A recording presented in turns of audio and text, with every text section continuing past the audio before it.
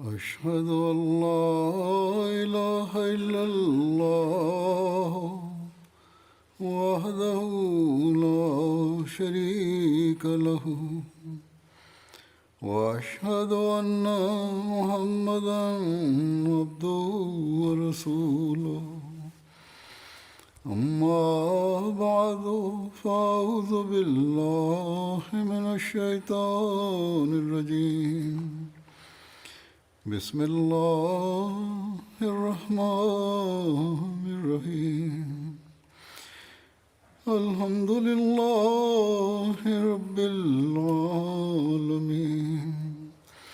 الرحمن الرحيم مالك يوم الدين إياك نعبد وإياك نستعين اهدنا الصراط المستقيم صراط الذين أنعمت عليهم غير المغضوب عليهم ولا الضالين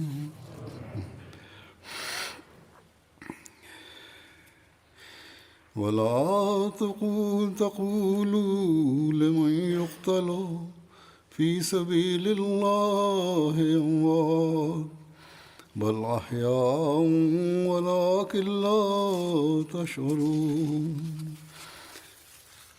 ولنبلونكم بشيء من الخوف والجوع ونقص من الأموال والأنفس والثمرات وبشر الصابرين الذين إذا أصابتهم مصيبة قالوا إنا لله وإنا إليه راجعون. و کسانی را که در راه خدا کشته می شوند مرده نخوانید بلکه زنده اند، ولی شما نمی دانید و شما را با چیزی از ترس، گرسنگی و از دست دادن مال و جان و میوه می آزماییم، اما به صبوران بشارت بده. آنان که چون مصیبتی به آنان برسد میگویند ما از آن خداییم و به سوی او باز میگردیم.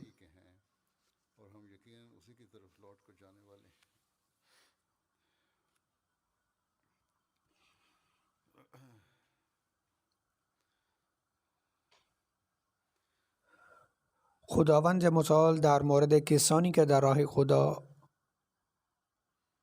جان خود را فدا می کنند فرموده است که آنها نمردند بلکه زنده اند.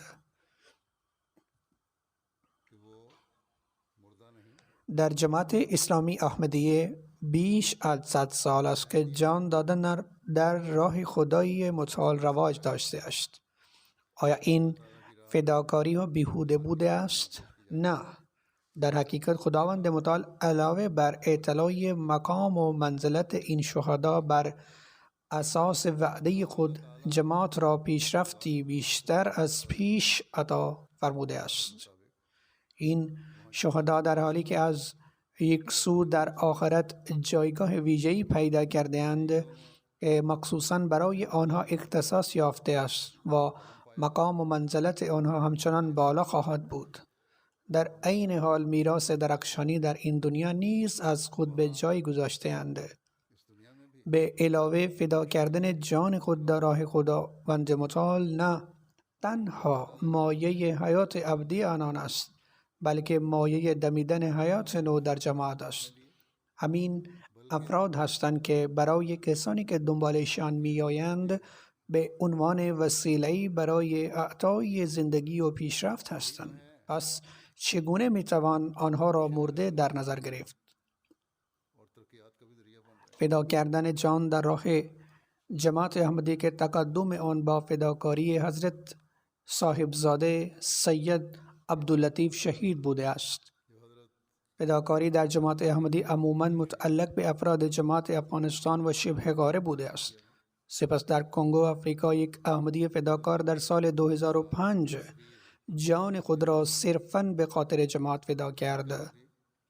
اخیراً در روزهای گذشته در بورکینا فاسو که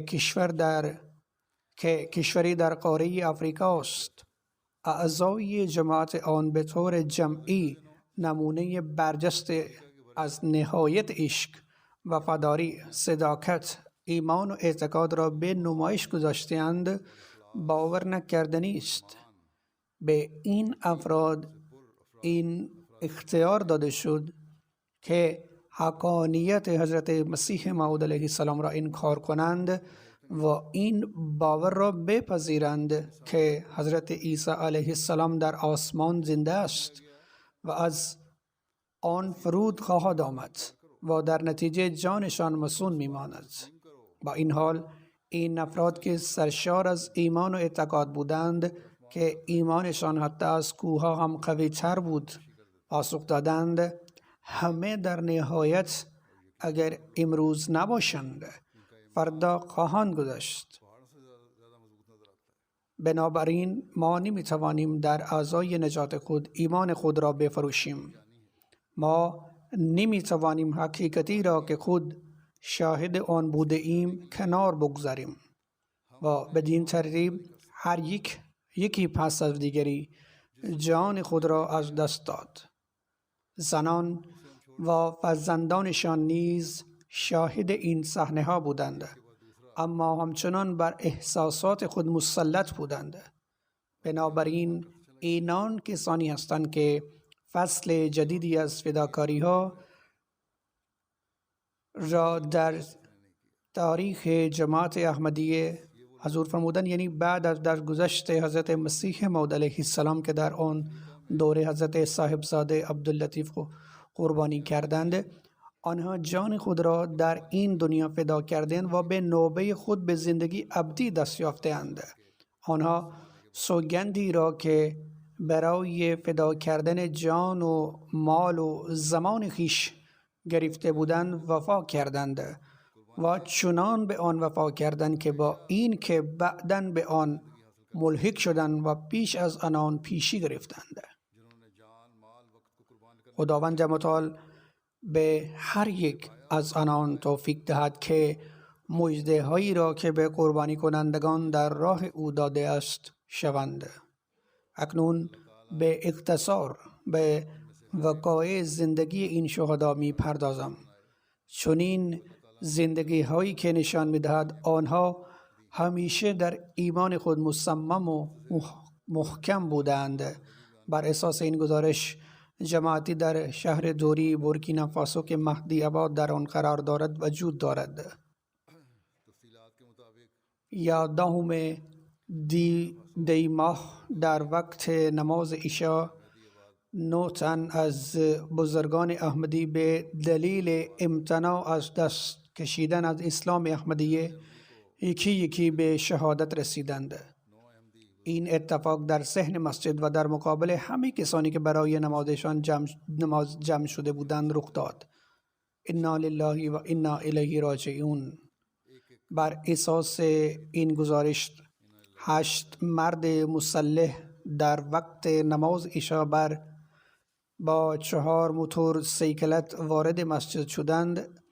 این افراد مسلح قبل از آمدن به مسجد احمدیه در مسجد وهابی مجاور بودند و از نماز مغرب تا نماز عشا در آنجا اقامت داشتند، اما در مسجد وهابی به کسی آسیبی نرسید، زیرا آنها فقط برای حمله به احمدی ها آمده بودند.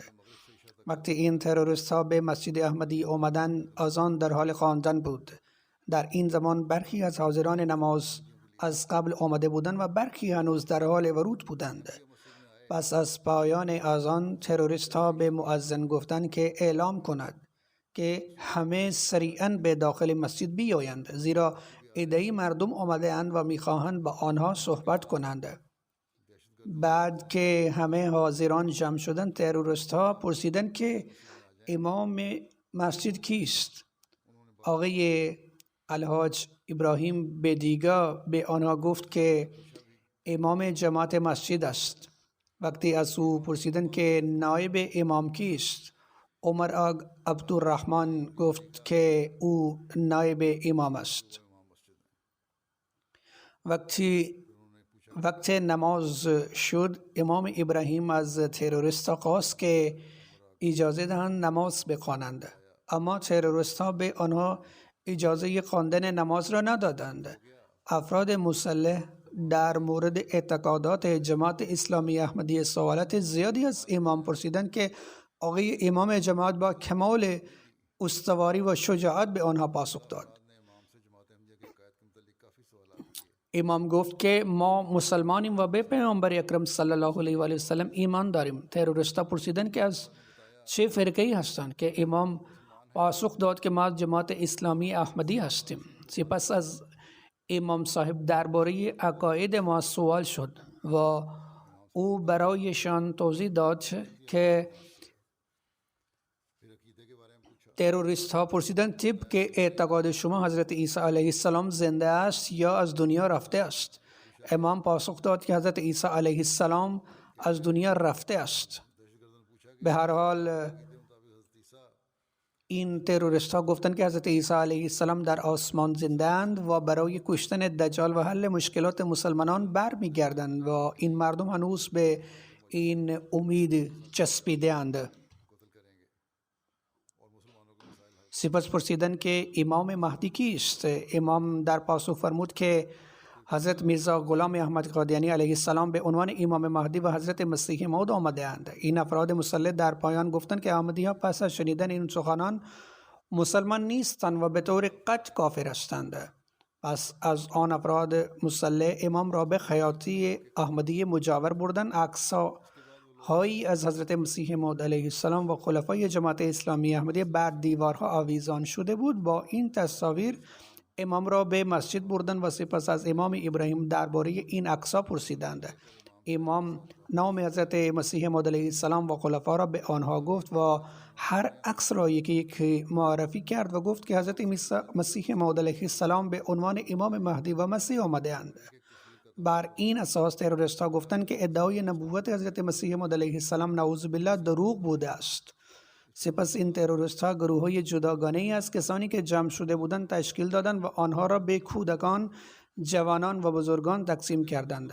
با احتساب جوان، پیر و زن تقریباً 67 نفر در آن زمان حضور داشتند. آن طرف پرده 10 تا 12 زن برای نماز حضور داشتند. تروریست‌ها پس از تقسیم آنها به گروه‌ها بر اساس سن به انصار مردان بالای 40 سال گفتند که به حیاط مسجد بروند. در آن زمان 10 نفر از بزرگان در مسجد حضور داشتند که در میان آنها 1 نفر از بزرگان معلول جسمی نیز وجود داشت. هنگامی که او برای همراهی با برادران انصار خود بلند شد، تروریست‌ها به او گفتند فایده ندارد و او را مجبور کردند عقب بنشیند.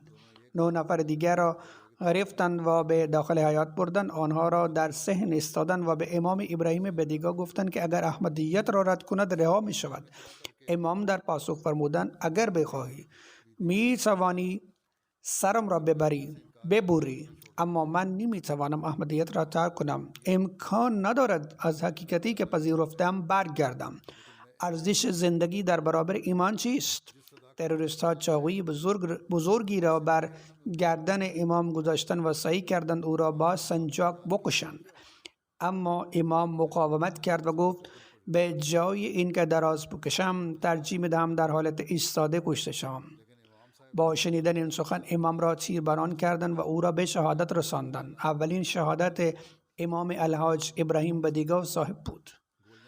پس از شهادت بیرحمانه امام، تروریست‌ها تصور می‌کردند که مردان باقی مانده ترسیده و از ایمان خود دور خواهند شد. پس به بزرگ احمدی بعدی گفتند احمدیه را رها کن وگرنه تو نیز عاقبت امام را خواهی دید. این بزرگ با شجاعت و شهامت فراوان گفت من نمی‌توانم احمدیت را رها کنم. راهی که امام ما در آن جان داده است، ما نیز همان راهی را خواهیم رفت.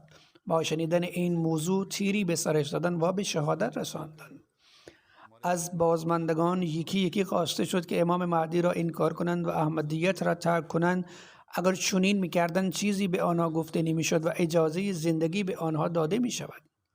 همه اعضای در حالی که اسمی بالاتر از کوهستان داشتند شهادت را به نهایت رشادت و دلاوری پذیرفتند. حتی یک نفر از آنها کوچکترین ضعفی نشان ندادند و احمدیت را رها نکردند. به شهادت رسیدند، یکی پس از دیگری بر زمین افتادند، اما ایمان کسی متزلزل نشد. هر یک از آنها اعتقاد قاطعانه و بی باکی نشان دادند و در حالی که پرچم ایمان خود را برافراشتند، جان خود را در راه خدا دادند. به هر کدام از شهدا 3 گلوله شلیک شد. در بین 9 شهید برادران دوقلو نیز بودند. وقتی 8 نفر به شهادت رسیدند، تنها عمراغ ادروان عبدالرحمن 44 ساله باقی ماند. از نظر سنی کوچکترین شهدا بود. تروریست‌ها به او گفتند که جوان است و با ترک احمدیت می تواند خود را نجات بدهد، اما او با شهامت فراوان پاسخ داد: من هم حاضرم از امام و بزرگانم پیروی کنم و جانم را در راه ایمانم که همان راه حق است فدا کنم. بر این اساس او را نیز بی رحمانه به شهادت رساندند. حضرت مسیح موعود علیه السلام ضمن ذکر حضرت صاحبزاده عبداللطیف شهید در پایان کتاب تذکرة الشهادتین رؤیایی را ذکر کرده اند و آنچه را که خداوند متعال در رؤیا بیان کرده است نوشتند. خداوند متعال به جای او بسیاری را پدید خواهد آورد. حضرت مسیح موعود علیه السلام این رؤیای خود را چنین استنباط فرمودند که امیدوارم به پس از شهادت صاحبزاده خداوند متعال بسیاری را به جای او بیاورد. ما شاهد هستیم که امروزه مردمی که در آفریقا زندگی می کنند به طور کلی از این الگو پیروی کرده حق جانشینی را نشان دادند. از زمانی که تروریست‌ها وارد مسجد شدند تا بحث مفصل در مورد آموزه ها و کل این مصیبت تا زمانی که آنها از مسجد خارج شدند تقریبا 1.5 ساعت طول کشید. نمیتوان ناراحتی و دردی را که بچه ها و بقیه مردم در این دوران تجربه می کردند در حالی که بزرگانشان جلوی چشمشان شهید می شدند تصور کرد. تروریست ها پس از خروج از مسجد فوراً فرار نکردند، بلکه مدتی در مهدی آباد ماندند و افراد مسلح مردم مسجد را تهدید کردند که اگر همه احمدیت را رها کنید برای شما بهتر است. ما یک بار دیگر برمیگردیم و اگر احمدیت را ترک نکردید یا کسی سعی در بازگشایی مسجد کرده باشد همه شما کشته خواهید شد. در رابطه با زمان تأسیس جماعت مهدی آباد و اطلاعات مربوط به آن آمده است. این مأموریت در اواخر سال 1998 به طور رسمی در اینجا تأسیس شد. جماعت به سرعت رشد کرد و در سال 1992 اکثریت روستای تکنیول احمدیت را پذیرفت و بدین وسیله جماعتی خالصانه تأسیس شد. پیشی از پذیرش احمدیت امام جماعت این روستا الحاج ابراهیم بدیگا برجسته ترین امام جماعت وهابی منطقه بود. او پس از تحقیقات کامل بیعت کرد. پس از بیعت واعظی پرشور، مبلغی بیباک و سربازی شجاع جماعت شد. من هنوز به این موضوع اشاره نکردم، اما گفته می شود که وقتی ایشان بیعت کردند دوستان و علمای از او سوال کردند که چرا آن را پذیرفته است. پاسخ داد من طلا پیدا کردم و این امر خداوند متعال است پیشگوی پیامبر اکرم صلی الله علیه و سلم در حال تحقق است و قرآن بر این امر گواهی می‌دهد. پس چگونه آن را رد کنم و محروم بماند؟ به هر حال امام بسیار دانا بود. همه مردم این روستا از طایفه تماشک هستند و همگی به زبان تماشک صحبت می‌کنند. جمعیت کل مردم تماشک را نزدیک به 200,000 نفر می‌گویند. مردم تماشک در سراسر بورکینافاسو، نیجریه، مالی و الجزایر ساکن هستند.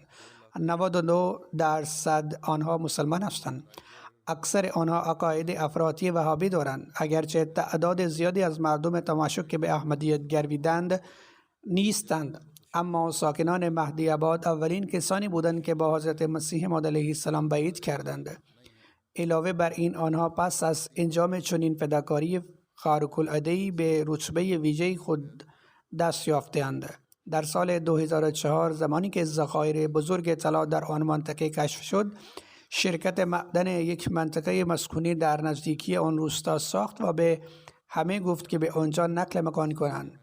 اکثر مردمی که کوچ کردند احمدی بودند و خانوارهای غیر احمدی بسیار کم بودند. بدین ترتیب روستای جدید که شکل گرفت عمدتاً از احمدیه تشکیل شده است. امام ابراهیم پیشنهاد کرد که روستا را به همان نام قدیمی نگذارند و به من نامه نوشت تا نام روستا را بگذارم. بدین ترتیب مهدی آباد نام گرفت. در سال 2008 یک دهکده مدرن توسط IEEE در آنجا ساخته شد. امکانات رفاهی مانند آب و برق فراهم شد. این اولین پروژه روستای نمونه در بورکینافاسو و کل جهان بود.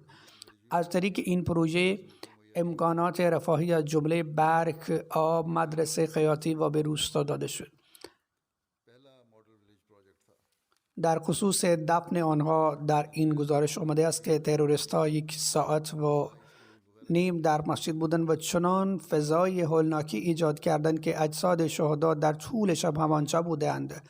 خطر همچنان پا بر جا بود، زیرا تروریست‌ها روستا را ترک نکرده بودند. اگر کسی سعی می‌کرد اجساد را بیرون بیاورد، آنها نیز می‌توانستند کشته شوند. در نزدیکی یک پایگاه نظامی وجود داشت که از این حادثه مطلع شد، اما نه کسی از آنجا آمد و نه پرسنلی از هیچ نهاد امنیتی به محل حادثه رسیدند. شهدا 12 ماه ساعت 10 صبح در مهدی آباد تشییع به خاک سپرده شدند. اکنون به معرفی مختصر هر یک از شهدا می‌پردازم. الحاج ابراهیم بدیگا، امامی که قبلا از او صحبت کردم، هنگام شهادت 68 سال داشت. وی به دلیل ادامه تحصیل مدتی نیز در عربستان زندگی کرد. وی از علمای بزرگ زمان تماشک و مفسر قرآن کریم به زبان خود بود. در سال 1999 بیعت کرد. امام ابراهیم بدیگا قبل از پذیرش احمدیت امام جماعت بسیاری از روستا بوده. بسیاری از علما در این منطقه خود را خوش شانس می دانستند که می توانند در کنار او بنشینند و از او بیاموزند. حداقل سالی یک بار علما و مبلغان آن منطقه نزد او می آمدند و از همراهی او بهره می بردند. تعداد آنها حتی 500 نفر هم می رسید و یک هفته پیش او می ماندند. گفته می شود که اجلاس سالانه علما و ائمه در حضور ایشان برگزار می شد. به گفته شاگردانش حتی در آن روز امام ابراهیمی گفتند هنوز حقیقت آشکار نشده است، زیرا تنها عده کمی حق را میپذیرند. با این که صدها امام در محضر من حاضر می شوند و ظاهرا یکدیگر را مسلمان می دانند، اما وقتی حقیقت آشکار می شود پذیرندگان آن اندک می شوند. این افراد پس از آن من را نیفتر خواهند کرد. او با تقوا صالح و خردمند بود و با توجه به شرایط به این نتیجه رسید که حقیقت هنوز آشکار نشده است. او به این نتیجه رسید که این افراد مخالفان خواهند شد و همان گونه رفتار می‌کنند که دشمنان پیامبر همیشه عمل کرده اند. با این حال او در دل خود تصمیم گرفته بود که به محض آشکار شدن حقیقت آن را بپذیرد. در سال 1377 میلادی که در هیئت دائمی احمدیه در دوری تأسیس شد. پیام احمدیه نیز به امام ابراهیم رسید. در جریان تبلیغات در بازاری بود که الحاج بدیگا برای اولین بار نام احمدیه را شنید. فهمید که احمدیه معتقدند حضرت عیسی علیه السلام از دنیا رفته است و خبر ظهور حضرت مسیح موعود علیه السلام را میرسانند. بنابراین ابراهیم بدیگا به 7 نفر دیگر در جستجوی حقیقت به خانه مأموریت در دوری رفتند. پس از تحقیق فراوان احمدیت را پذیرفتند. او این افتخار را داشت که اولین احمدی در منطقه خود باشد. دشمنان ما اعتراض می‌کنند که ما فقرا و نیازمندان را به بعید می‌کشیم، زیرا آنها از دین اطلاعی ندارند. این شهدا کاملا به گونه افراد را ساکت کرده‌اند. حقیقت را پس از درک آن پذیرفتن و پس از آن به فداکاری در حد عالی الگو قرار گرفتند. ولی در مورد حضرت ابراهیم در ادامه آمده است. هرچند قبلا اشاره شد او سرباز ناترس جماعت بود. او واعظی شجاع و مظهر واقعی یک احمدی متدین بود. احمدیه به واسطه تلاش‌های تبلیغی او در سراسر منطقه و گسترش یافت. او جماعت محلی بسیاری را در این منطقه تأسیس کرد. او فعالانه در فعالیت‌های انجمن شرکت کرد. او قبل از پذیرش احمدیه غیر از وهابیان سایر فرقه ها را کافر می‌دانست. بر اساس اعتقاد وهابی تماشای تلویزیون، رفتن به مدرسه، بازی یا تماشای فوتبال، کشیدن نقاشی، همه این کارها غیر قانونی بود. اما پس از پذیرش احمدیت از این گونه عقاید نادرست پرهیز کرد و دیگران را به حق تعلیم داد. او همچنین در سال 2000 در دوره حضرت خلیفه چهارم مسیح رحمه الله در انگلستان به فرصت حضور در جلسه را داشت. او کاملا وقف تبلیغ بود. همان گونه که قبلا اشاره شد و این حادثه قبل از پذیرش احمدیت مردی با قد و قامت و نفوذ و امام جماعت بسیاری از روستا بود. پس از پذیرش اسلام خود را وقف تبلیغ کرد. گویی او چیزی جز تبلیغ پیام نمیخواست. او گروه‌های واتساپ را برای موعظه راه اندازی کرده بود و گروهی را به ویژه برای مردم تماشک اختصاص داده بود. این گروه شامل افرادی از مالی، نیجر، غنا، عربستان سعودی، لیبی، تونس، ساحل عاج و کشورهای مختلف دیگر بود. او پیوسته به موعظه این افراد مشغول بود. شبانه روز برایشان پیام‌های صوتی ضبط می‌کرد و می‌فرستاد. او فقط در این مشغول بود. چه روز و چه شب. در پاسخ به او بسیاری از مخالفان با ارسال پیام‌های به او تهمت می‌زدند. او البته با مخالفت‌هایی هم مواجه شد. او همچنین تهدید به مرگ شد، اما هرگز با کسی به لحن عصبانی صحبت نکرد. در واقع او در پاسخ به کسانی که برای او تهدید به مرگ می‌کردند می‌گفت که هزینه سفر آنها را می‌پردازم تا بیایند و او را بکشند. مبلغان و معلمین را به موعظه تشویق می‌کرد و می‌گفت که این صرفاً بهانه است که بگویم شرایط نامساعد است و اجازه بازدید از اماکن و تبلیغ را نمی‌دهد. وقتی شرایط نامساعد بود و می‌گفت می‌توان از طریق رسانه‌ها موعظه کرد. او پیشنهاد پرداخت هزینه بسته‌های تلفن همراه را برای کسانی که توانایی مالی ندارند داد و همه را تشویق کرد که گروه رسانه‌های اجتماعی درست کنند و از آسایش خانه به جهاد تبلیغ بپردازند. اشتیاق بود و اشتیاق به موعظه داشت. آقای ناصر سدو که مبلغی در بورکینافاسو است می‌نویسد در سال 1997 وارد بورکینافاسو شدم و حضرت خلیفه چهارم مسیح رحمه الله وظیفه دعوت الله را به من سپرده بودند. من زبان نمی‌دانستم و به همین دلیل یک مدت 3 ماه صرف برنامه ریزی برای این کار گذاشت. پس از آن به سفر و بازدید از روستاهای مختلف رفتم و با امام روستا نیز دیدار کردم. ابراهیم بدیگا با شنیدن خبر وفات حضرت عیسی علیه السلام و ظهور حضرت مهدی علیه السلام به همراه 7 نفر دیگر به بیت المقدس در دوری آمدند و سوالات مختلفی پرسیدند. 3 روز پیش من ماند و آن 3 روز نه خودش خوابید و نه اجازه داد بخوابم. پس از آن همه آنها رفتن. ما هر روز از صبح تا غروب شب بحث می کردم. هفته بعد دوباره آمدن و امام دیگری را به خود آوردن و 3 ماه به طور مداوم به تحقیق ادامه دادند. با این که پاسخ بیشتر سوالات خود را دریافت کرده بودند، اما هنوز قصد خود را برای ورود به آستان احمدیت بیان نکرده بود. با این حال من همچنان برای دعا حضرت خلیفه 4 مسیح رحمه الله می نوشتم. روزی امام آمد و برگه بیعت را پر کرد و از سایر مردانی که مرتباً به خانه مأموریت تشریف می آوردند پرسیدم که چه زمانی بیعت می کنند و او پاسخ داد که همه آنها هم بیعت می کنند، اما چون می خواستم از همه اول بیعت کنم به این خاطر آمدم. او به خلافت نیز علاقه زیادی داشت. امیر جماعت بورکینافاسو می نویسند که حدود 45 روستا زیر نظر امام بودند. او به حج مشرف شد و با رای تحصیلات بیشتر در آنجا ماند. عربی را خیلی خوب صحبت می کرد و در آن منطقه تبلیغ زیادی می کرد. روستاها را دوچرخه سواری می کرد و به لطف خداوند متعال بسیاری از مردم را به نور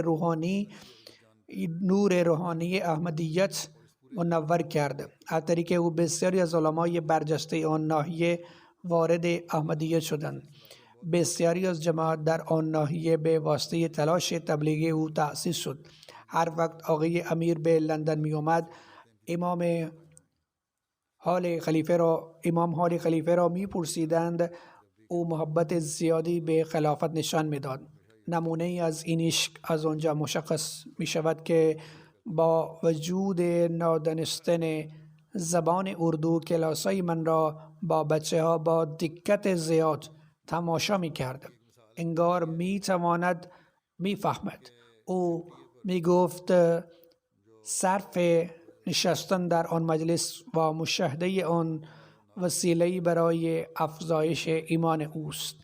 او خیلی مراقب مهمانان بود و به طور کلی خیلی کم صحبت می کرد. اما اگر مجبور بود به خاطر جماعت سخن بگوید، این کار را با شور و شوق انجام می داد. او یک مبلغ تمام عیار بود و مناظرات و جلسات پرسش و پاسخ بسیاری را به صورت فردی و جمعی و با غیر احمدی ها برگزار می کرد. مبلغ دیگری از بورکینافاسو آقای محب الله می نویسند: من این افراد را شخصا می شناختم، زیرا اغلب از آن منطقه بازدید می کردم. آنها به خلافت علاقه زیادی داشتند و بسیار مهمان نواز و وفادار بودند.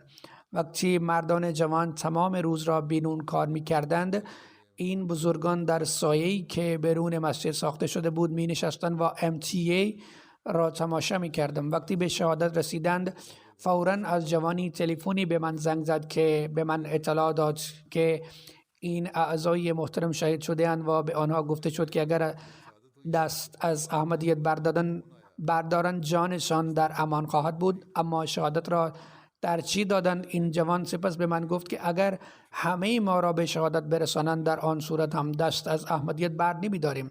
گفت اینها فقط 9 نفر از انصار بودند، اما اگر خدام و لجنه را هم به شهادت میرسانند، انشاءالله احمدیت را رها نمی کردند. این روحیه‌ای بود که این اعضای مخلص جماعت در درون خود نهاده بودند. وقتی بزرگها دیگران را تربیت می کنند، آنقدر شور و ایمانی است که در بین مردم پیدا می شود.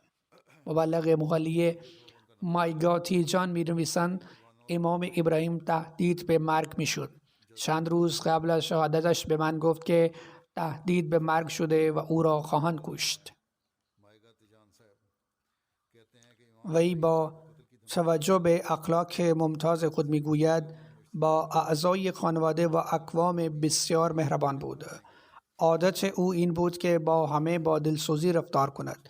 فداکاری به خاطر دیگران و نشان دادن روحیه فداکاری ویژگی برجسته او بود. او فردی بسیار شریف منطقه بود و مردم به او احترام زیادی می گذاشتند. هرگاه ابراهیم تصمیمی می گرفت مردم به آن توجه زیادی می‌کردند و آن را می‌پذیرفتند. او شاگردان زیادی داشت و برخی از آنها در کشورهای همسایه به عنوان امام و معلم مشغول به خدمت هستند و بسیاری از آنها نیز به عنوان مسلمان و مبلغ محلی در بورکینافاسو مشغول به خدمت هستند.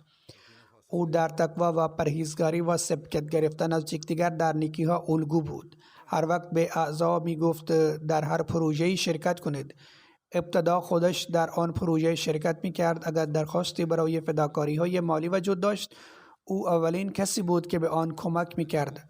او هرگز از هیچ فعالیت جماعت یا جلسه اجتماع یا هر سه گرمی دیگر عقب نمی ماند. نمازهای پنجگانش را در مسجد می خواند و نماز تهجدش را مرتب می خواند. اگر در برنامه جماعت حضور نداشت، به این معنا بود که یا حالش خوب نیست یا در سفر است و او هرگز نگران خرج کردن پول خود برای شرکت در فعالیت‌های جماعت نبود. او 2 زن داشت و خداوند از آنها 11 فرزند به او عطا فرمود. خالد محمود یک مبلغند. می نویسند که این افراد سرشار از صداقت و وفاداری بودند. آنها به خلافت احمدی ارادت داشتند. او می نویسد در سال 2008 زمانی که من در سال جشن خلافت از زنا دیدن کردن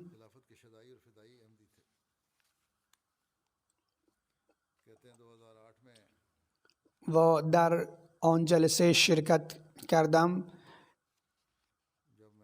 هزاران احمدی از بورکینافاسو، مالی و غیره نیز به دیدار من آمده بودند.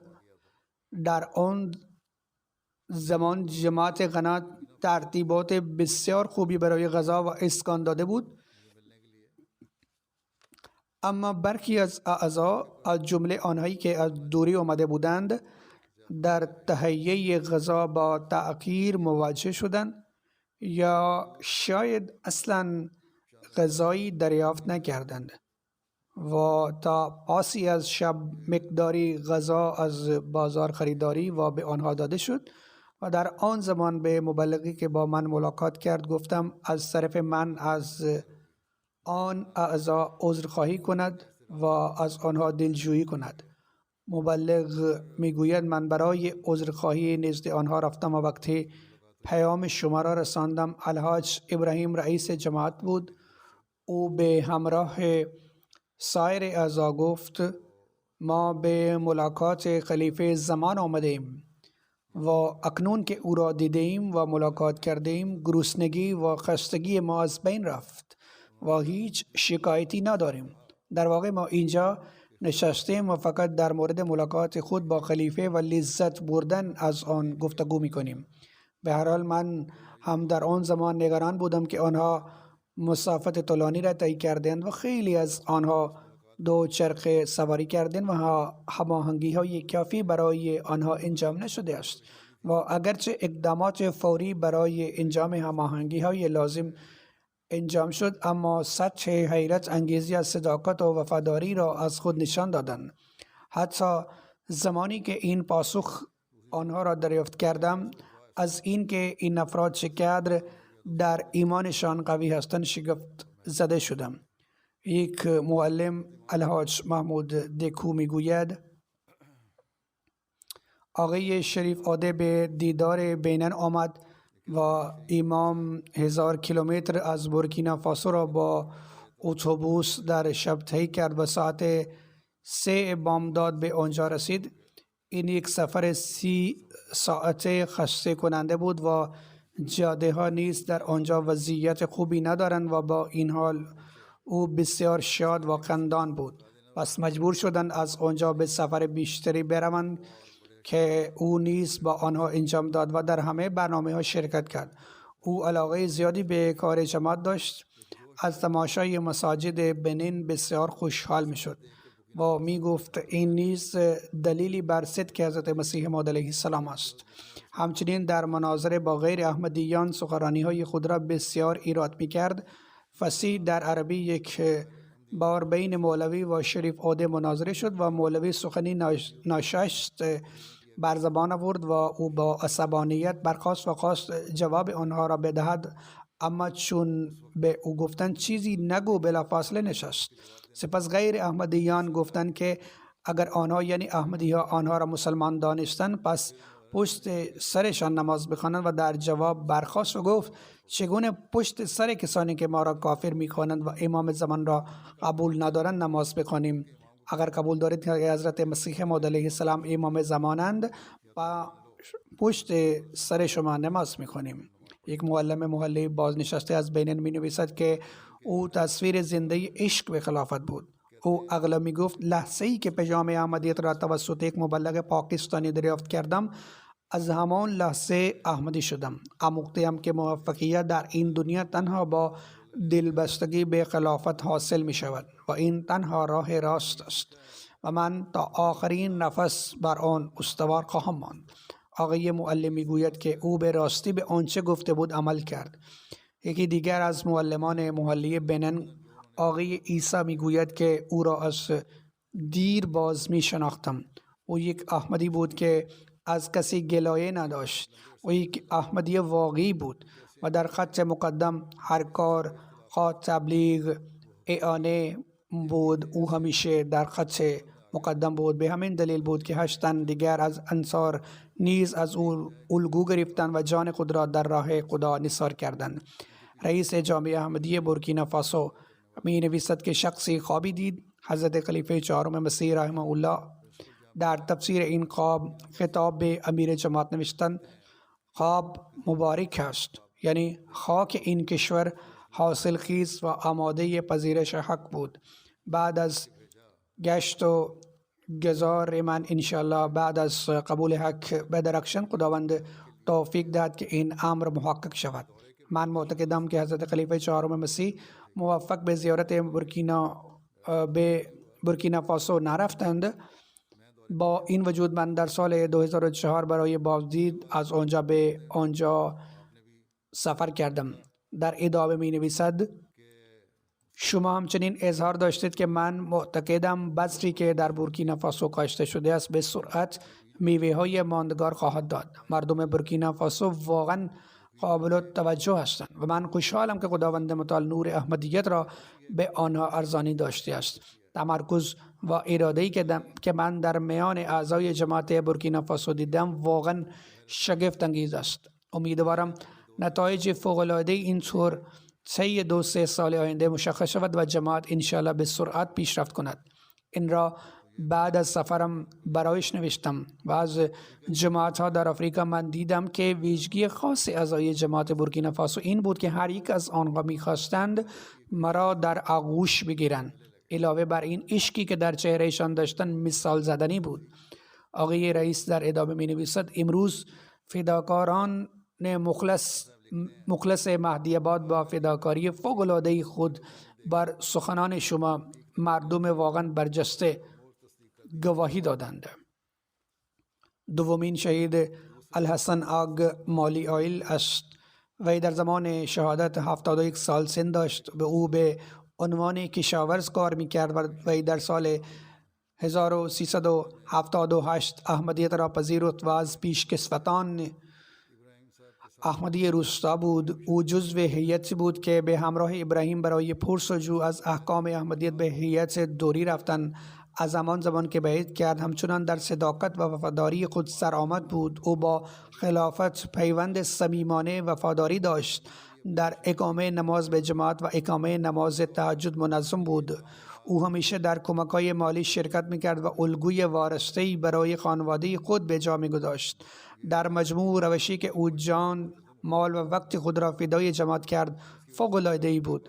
او تقریباً به 4 یا 5 زبان محلی بورکینا فاسو صحبت می‌کرد و به همین دلیل اعضای جماعت را در سراسر کشور می‌شناخت. به دلیل آشنایی با زبان‌های دیگر به مناسبت جلسه سالانه با مهمانانی که با زبان‌های دیگر صحبت می‌کردند ملاقات می‌کرد و با آنها وقت می‌گذراند. مردم خیلی به او علاقه داشتند و از گذراندن وقت در جمع او لذت می‌بردند. هر زمانی که ابتکار جماعت اعلام می‌شد تلاش می‌کرد تا در آن شرکت کند. سال گذشته که اعضای جماعت به وقف عارضی تشویق شدن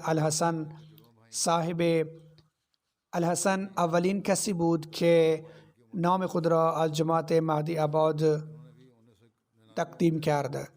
در مهدی آباد، در فاجعه مهدی آباد، برادر دوقلوی او حسن آگ مالی آیل نیز به شهادت رسید. ذکر بعدی حسین آگ مالی آیل است و همانطور که گفته شد وی برادر دوقلویی است و او نیز 71 سال سن داشت. وی در سال 1378 توفیق بیعت پیدا کرد و از جمله احمدی های پیشکسوت روستایی خود بود. او در هیئت همراه الحاج ابراهیم بود که برای پرسجو از احکام به بیت المقدس قبل از شهادت به عنوان زعیم انصار الله مهدی آباد خدمت می کرد. او در سازماندهی عالی برادران انصار مهارت داشت. او اعضا را در فعالیت‌ها و برنامه‌های جماعت درگیر می‌کرد و برنامه‌های زیادی برای تربیت اخلاقی آنها ترتیب داد. او از طریق وقار عمل از نظافت مسجد و سایر اماکن اطمینان حاصل می‌کرد. او در پرداخت اعانه منظم بود. آنها در همانطور که قبلا اشاره شد برادر دوقلوی وی نیز در فاجعه احمدی آباد به شهادت رسیدند. آنها در همان روز وارد این دنیا شدند و در همان روز از این دنیا رفتند. شهید بعدی حمید و آگ عبدالرحمن است و 60 سال سن داشت. او همچنین به شغل کشاورزی مشغول بود و در سال 1378 احمدیت را پذیرفت. قلبی بسیار پاک و بردبار داشت و همیشه در برنامه‌های جماعت پیشتاد بود. اگر در هیچ برنامه غیب بود، فرض بر این بود که او یک موضوع فوری بوده یا حالش خوب نیست. در غیر اون صورت هرگز در هیچ برنامه غیب نبوده است. او از کسانی بود که آقای ابراهیم را بسیار یاری کرد. او اطمینان داد که خانواده‌اش به جماعت وابسته هستند و آنها را تشویق می‌کند که تا در برنامه‌های جماعت شرکت کنند. او با خلافت احمدی پیوند وفاداری داشت. او بیشتر وقت خود را در مسجد می‌گذراند و برنامه‌های امتیه را تماشا می‌کرد. او به ویژه خطبه‌های جمعه من را با توجه کامل تماشا می‌کرد. سل آگ ابراهیم وی در زمان شهادت 68 ساله بود و به شغل کشاورزی نیز مشغول بود. او در نمازهای پنجگانه و دادن اعانه منظم بود. وی از اعضای فعال مجلس انصار الله و احمدی بسیار مخلص بود. او یاور ابراهیم بود و او از او بسیار حمایت می‌کرد و به فضل خدا بسیار روشن فکر بود و عادتش به گفتگو در مورد مسائل دینی و دنیاوی بود. هرگاه انصار جماعت در بحثی شرکت می‌کردند او همیشه حضور داشت. او فردی بسیار نجیب و مهربان بود. او جمله خصوصیات او این بود که با همه مهربان بود. پیر و جوان در راه جلسه سالانه یا یک اجتماع اگر زمانی متوجه می‌شد که یک دیگر از اعضا پولی برای شرکت ندارد یا برای سفر کافی نیست، خودش هزینه آنها را می پرداخت تا بتواند در آن شرکت کنند. سفر به خارج از دوری این روزها به دلیل شورش در منطقه توسط تروریست‌ها بسیار چالش برانگیز بود. او با همه این خطرات از مهدی آباد به مقصد جلسه سالانه بورکینافاسو سفر کرد که در هفته آخر آذر ماه انجام شد. سپس عثمان آگ سودی است که 59 سال سن داشت. او احمدی مخلص و فداکار بود. مال و وقت خود را فدای جماعت می‌کرد و سرانجام خداوند متعال به او این فرصت را عطا فرمود که جان خود را نیز فدا کند. در طول ساخت مسجد در مهدی آباد او آب را تأمین می‌کرد و در تمام مراحل ساخت کمک زیادی می‌کرد. در اقامه نماز و دادن اعانه منظم بود. هرچه به دست می آورد ابتدا اعانه را از آن پرداخت می‌کرد. آیا فردی با چنین طرز فکری می‌تواند آنگونه که مخالفان احمدی ادعا می‌کنند از روی تم بیعت کند؟ او تاجر حرفه‌ای بود و تجارت کفش داشت. اگر شخص برای خرید یک کفش نزد او می آمد اما توانایی خرید یک جفت کفش را نداشت یا پول کافی نداشت، هرگز اجازه نمی‌داد دست خالی برود. اگر مشتری پول کافی نداشت به آنها می گفت که اگر می توانند بعداً به او پرداخت کنند. پس از آن آگ علی آگ میگویل است که در سال 1970 به دنیا آمد و به همراه پدرش در سال 1999 احمدیه را پذیرفت. او همچنین به عنوان یک کشاورز کار میکرد. او برای جماعت احمدیه در بلاری موزن بود. چندی پیش که به خاطر تروریست‌ها مجبور به ترک روستایش شد، در مهدی آباد ساکن شد. او احمدی بسیار مخلص بود، نمازش را منظم می‌خواند و اعانه می‌داد و تلاش می‌کرد در تمام فعالیت‌های جماعت شرکت کند. سپس موزا ادراهیش که در زمان شهادتش 53 سال سن داشت، او همچنین به کار کشاورزی می پرداخت. وقتی نوبت به کارهای جماعت می رسید، او در خط مقدم بود و قبل از پذیرش احمدیه یکی از اعضای فعال فرقه وهابی بود. نمازهای خود را و نیز نماز تهجد را مرتب می خواند. برای نماز مغرب به مسجد می آمد و بعد از خواندن نماز عشا به خانه بر می گشت. زمان بین مغرب و عشا را در مسجد با یاد خداوند متعال می گذراند. همه درباره او گفتند که او یک احمدی واقعی و مؤمن بود که عملا نشان داد که احمدی مخلص چیست. او مرتب برای من نامه می نوشت و دعا می کرد و می گفت عادتش این است که برای خلیفه دعا کند.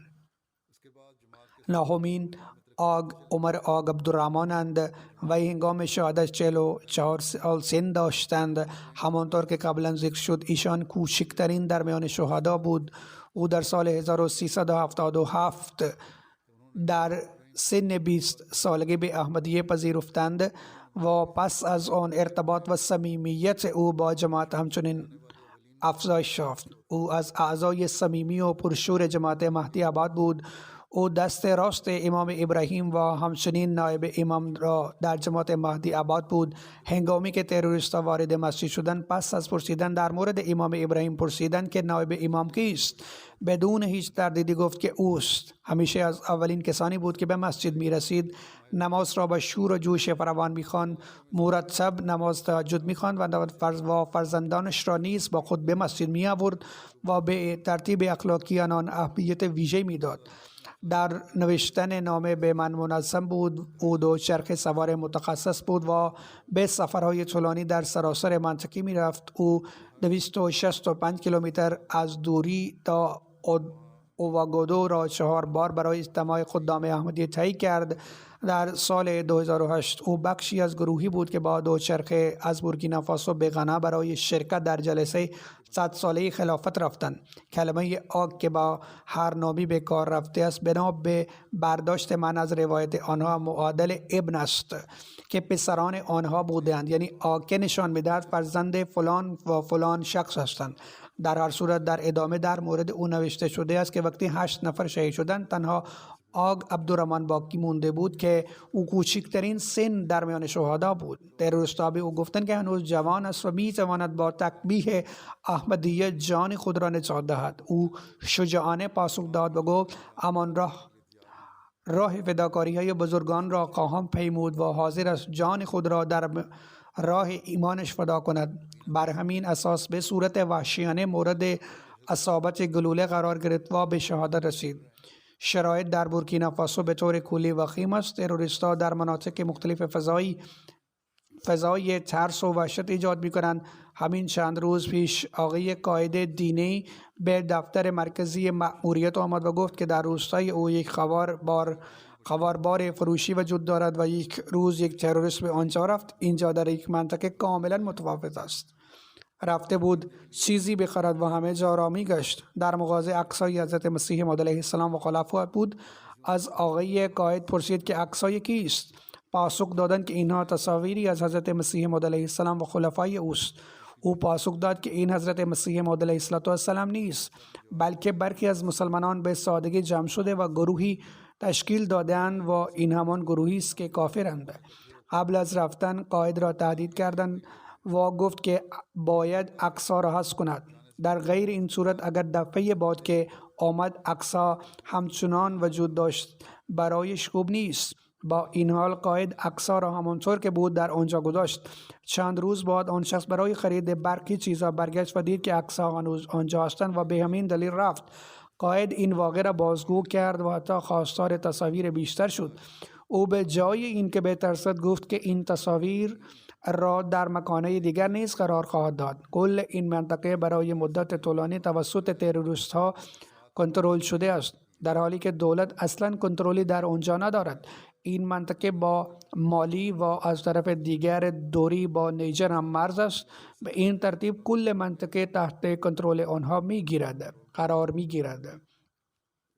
به هر حال اینان ستارگان تابناک احمدیت هستند که سرمشق بزرگی از خود به جای گذاشته‌اند.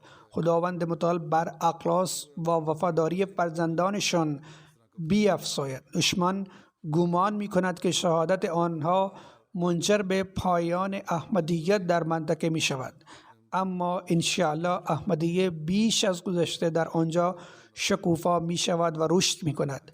مدیریت آنجا از جمله امیر باید محتاطانه برای تبلیغ تدبیر کنند و به مردم آنجا اطمینان و تسلی بدهند. خداوند متعال به خانواده ها صبر و استقامت عنایت فرماید، آنها را قادر سازد تا هدفی را که بزرگانشان جان خود را فدا کردند درک کنند. در هر صورت ما باید با برنامه ریزی آنجا کار کنیم. قبلا هم به آنها گفته بودم که آنجا بروند و برای رفع نیازهای خانواده شهدا و کمک به آنها که روی پای خود باز گردند. صندوقی در زمان حضرت خلیفه چهارم مسیح رحمه الله علیه به نام صندوق سیدنا بلال تأسیس شد. خرج خانواده شهدا شد. این روزها پس از وقوع این حادثه عده‌ای در سطح فردی و سایر سازمان‌ها و حتی جماعت‌ها برای کمک به رفع نیاز خانواده‌ها کمک‌های مالی ارسال می‌کنند، اما وقتی صندوقی از قبل ایجاد شده است همه کمک‌های خود را به صندوق سیدنا بلال بدهند و سپس مشخص کنند که این کمک‌ها مخصوص شهدای جماعت مهدی آباد دوری است. در هر صورت ستاد تصمیم نهایی را خواهند گرفت، ام از پولی یا خیر. ستاد باید به نیازهای این افراد رسیدگی می کند و انشاءالله خواهد شد. با این حال کسانی که مایل به اهدای کمک هستند باید به صندوق سیدنا بلال کمک کنند. این لطفی به خانواده شهدا نیست، بلکه وظیفه ماست که به نیازهای آنها رسیدگی کنیم و آنها را برآورده کنیم. در پایان به نقل قولی از حضرت مسیح موعود علیه السلام می پردازم. ایشان می فرمایند فکر نکنید که خدا شما را هدر می دهد. شما بذری هستید که به دست خود خدا در زمین کاشته شده است. خداوند می فرماید که این دانه رشد می کند و شکوفا می شود و به هر طرف شاخه می شود و به درخت تنومندی تبدیل می شود انشاءالله. پس خوشا به حال کسی که به کلام خدا ایمان بیاورد و از امتحاناتی که در راه است نترسد، زیرا امتحانات لازم است تا خداوند شما را بیازماید. این افرادی که این فداکاری را کردند این را در محاکمه پشت سر گذاشتند. اکنون برای بازماندگان امتحان ایمان و یقین است. خداوند متعال به آنها و ما نیز توفیق بدهد که در ایمان و یقین خود کامل بمانیم. خداوند متعال مقام این شهیدان را ادامه دهد، باشد که قربانی آنها به ثمر بنشیند و در نتیجه شاهد انتشار سریع تعلیم واقعی پیامبر اکرم صلی الله علیه وسلم در سراسر جهان باشیم. جهان از جهل خود رها شود و حاکمیت واقعی خدای یگانه در جهان مستقر گردد. در کنار تشییع جنازه این شهیدان که اکنون بعد از اقامه خام کرد، نماز میت غایب 2 تن از اعضای مخلص دیر اقامه خواهد شد. یکی از آنها دکتر کریم الله زیروی است که فرزند صوفی خدابخش زیروی بود. وی اهل ایالات متحده آمریکا بود و در 4 ژانویه در سن 83 سالگی دار فانی را ودا گفت. به فضل خدای متعال موسی بود. پدرش صوفی خدابخش در سال 1928 در سن 17 سالگی در قادیان به دست حضرت خلیفه دوم مسیح رضی الله عنه بیعت کرد. کریم الله زیروی همچنین داماد ملک سیف الرحمن بود. او فردی بسیار عالم بود که کتابای مختلفی تالیف کرد. او همچنین توانست خدمات زیادی به جماعت بکند. خداوند متعال او را مغفرت و رحمت کند. دومین تشییع جنازه همسر زیروی امت اللطیف زیروی که همسر کریم الله زیروی بود. او در ایالات متحده آمریکا زندگی میکرد و دختر ملک سیف الرحمن بود. او در 6 ژانویه 2 روز پس از درگذشت همسرش در سن 78 سالگی درگذشت. انا لله و انا الیه راجعون. او موسیه بود، همانطور که اشاره کردم که دختر ملک سیف الرحمن و مادرش امت رشید شوکت بود که سردبیر مجله مصباح در ربوه بود. او در قادیان به دنیا آمد. او علاقه زیادی به یادگیری داشت. او تحصیلات خوبی داشت و دارای مدرک کارشناسی ارشد بود.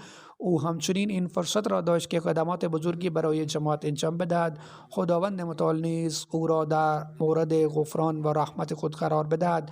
برادرش ملک مجیب الرحمن درباره خواهر و برادر شوهرش می نویسند: آنها زوج بسیار دوست داشتنی بودند. آنها سختی های زیادی را تحمل کردند اما هرگز از چیزی شکایت نکردند. من هرگز نشنیدم که آنها در مورد کسی منفی صحبت کنند.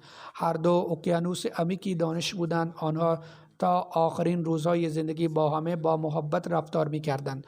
به نیازهای آنها رسیدگی می‌کردند و عشق و عطوفت زیادی از خود نشان می‌دادند.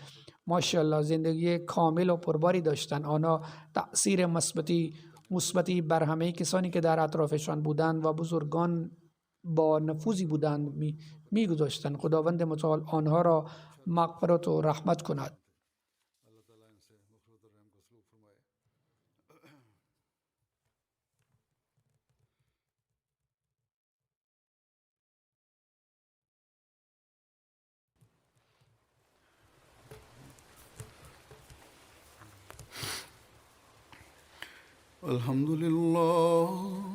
الحمد لله نحمده ونستعينه ونستغفره ونؤمن به ونتوكل عليه ونعوذ بالله من شرور أنفسنا ومن سيئات أعمالنا من يهده الله فلا مضل له ومن يضلل فلا هادي له ونشهد أن لا إله إلا الله ونشهد أن محمدا عبده ورسوله عباد الله رحمكم الله إن الله يأمر بالعدل والإحسان وإيتاء ذي القربى وينهى عن الفحشاء والمنكر والبغي يعظكم لعلكم تذكرون اذكروا الله يذكركم وادعوه يستجب لكم ولذكر الله أكبر.